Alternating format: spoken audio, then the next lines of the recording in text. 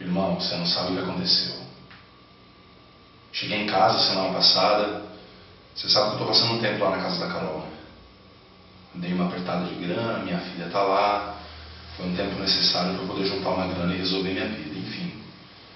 Precisava mandar uns e-mails, cheguei um pouco com pressa. A Carol costuma usar meu computador, normal.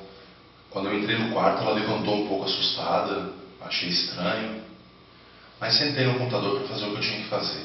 Quando eu olhei para a tela, a rede social dela estava aberta. Tinha uma mensagem de um cara para ela dizendo assim: você deixou a janela do nosso quarto aberta.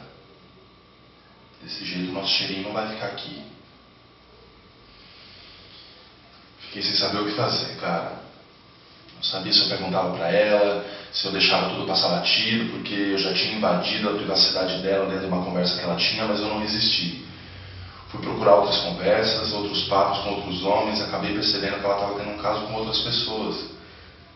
E eu estava todo aberto para que a gente pudesse ficar junto, reatar essa coisa bonita que a gente tinha no começo do relacionamento. Mas aí eu me dei conta de uma coisa.